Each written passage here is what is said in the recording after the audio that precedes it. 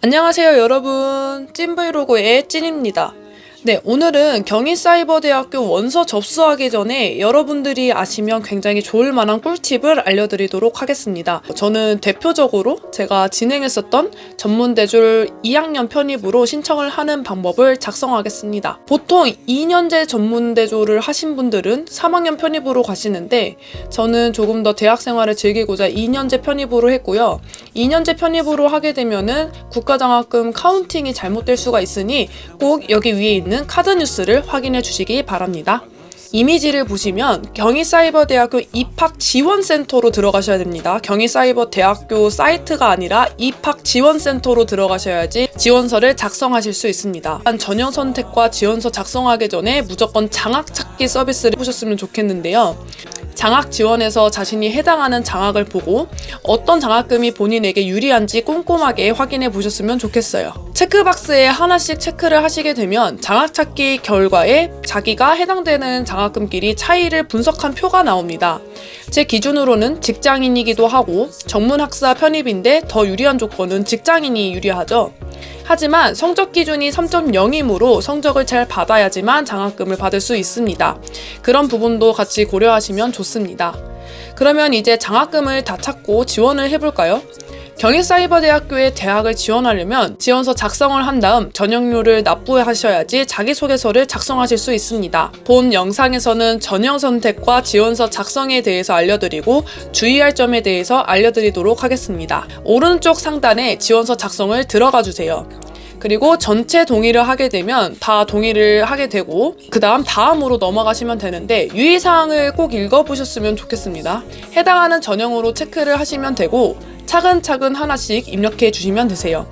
신편입 구분에 저 같은 경우는 2학년 편입으로 들어갔으면 2학년 편입, 3학년 편입으로 들어가셨으면 3학년 편입, 또 시간제면은 시간제로 입력을 하시면 되고 국적은 자기 국적에 맞게 거주지, 이름, 주민등록번호, 휴대폰번호, 이메일, 비밀번호를 입력하시면 됩니다.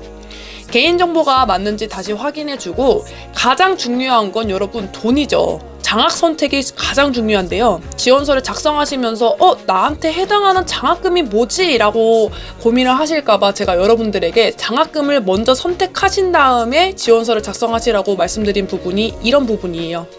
그러면 여러분들은 아까 내가 장학금 이런 전형으로 신청하면 더 유리하니까 이걸로 선택하면 되겠다 하면서 아주 원활하게 지원서를 작성하시면 됩니다. 자, 그 다음에는 원서 작성인데요. 원서 작성 같은 경우도 다시 개인정보가 맞는지 확인해 주시고 장학 선택해 주시고 학적 정보를 입력해 주시면 되는데요. 이제 학적 정보 같은 경우는 자신이 나온 고등학교, 그리고 최종 학력, 대학교 졸업 여부, 대학교 취득 학점, 제출 사유 구분, 출신 대학에 대해서 입력을 하시면 됩니다. 이것도 본인에 맞게끔 차근차근 입력해 주시면 되고요. 환불 계좌 같은 경우는 추후 장학금 환불 등에 사용되는 계좌 정보 입력이어서요. 환불 계좌는 제대로 작성을 해주시는 게 좋습니다. 원서 작성이 끝나시면 결제를 하신 다음에 이제 전형료 납부 후에 자기소개서 작성 및 인성검사를 응시할 수 있습니다. 일단 자기소개서 같은 경우는 제가 이제 영상을 다음에 또 다시 제작을 할 건데요. 풀만 소개를 해드리면 자기소개서는 자기소개서 작성을 하는데 첫 번째는 본인 장점, 두 번째는 경험 및 경력, 세 번째는 지원 동기를 써주시면 돼요. 이제 인성검사도 검사 시 유의사항 이제 보시면 되고 인성검사도 그렇게 어렵지 않아요. 여러분들이 다 집중하고 푸시면은 다 푸실 수 있는 거고요. 조금 팁을 드리자면 경희사이버대학교 세무회계학과 같은 경우는 성의가 좀 중요하다고 교수님께서 말씀을 하셨어요. 제 기준상 성의는 여러분들이 왜 우리 학교에 지원해야 되고 여기서 왜 공부를 해야 되는지 이 왜의 본질을 맞추셔서 키워드를 잡고 자기소개서만 작성을 하시면 굉장히 좋은 결과가 나오지 않을까 싶습니다. 여러분들 꼭 장학 찾기 먼저 보시고 그 다음에 지원서 작성하시는 거를 말씀드릴게요. 그리고 질문에 이런 질문이 있었어요. 다른 과를 전공했던 전문대 졸업생이신데 세무회계학과를 지원해도 될까요? 라는 댓글이 있었는데요.